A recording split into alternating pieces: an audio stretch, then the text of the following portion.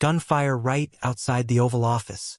A heavily armed suspect walked straight up to a Whitehouse security checkpoint and pulled out a weapon. Gunshots echoed down Pennsylvania Avenue, forcing reporters to flee for their lives. America, this is getting wild.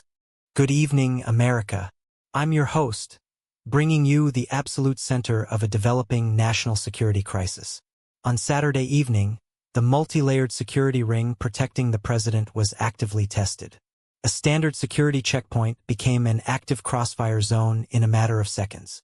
Tonight, we break down exactly what happened, the identity of the shooter, the terrifying moments for the people inside, and how the president was affected. All right, let's look at how this madness went down. Picture this.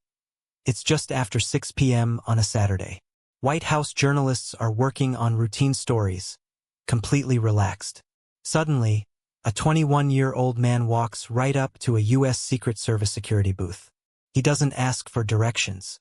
He casually reaches into his bag, pulls out a revolver, and starts firing directly at the posted officers. Now, you don't mess with the uniformed division. The Secret Service responded instantly, returning fire like a well-oiled machine and dropping the suspect on the pavement. He was rushed to George Washington University Hospital, where he was pronounced deceased. But wait, grab your popcorn because it gets crazier. The suspect has been identified as 21-year-old Nazir Best. And guess what? This wasn't his first time trying to crash the gates. This guy had a previous run-in with the Secret Service where he tried to force his way onto the property and ended up in a psychiatric ward. Talk about a massive failure in tracking a known threat. Now, why does this matter to everyday Americans watching from home? Because this isn't an isolated incident anymore. Ladies and gentlemen, this marks the third separate incident involving gunfire in the immediate vicinity of President Donald Trump in just the past month. From a suspect attempting an assassination plot to another shooting near the Washington Monument, the perimeter around the executive branch is turning into a magnet for high-stakes violence. While the Secret Service confirmed that President Trump was safely inside working and completely unharmed, the sheer frequency of these threats is sending shockwaves through the nation's capital, proving the political temperature in the country is reaching a very dangerous boiling point. So what happens next? The local D.C. streets are completely locked down by heavily armed personnel.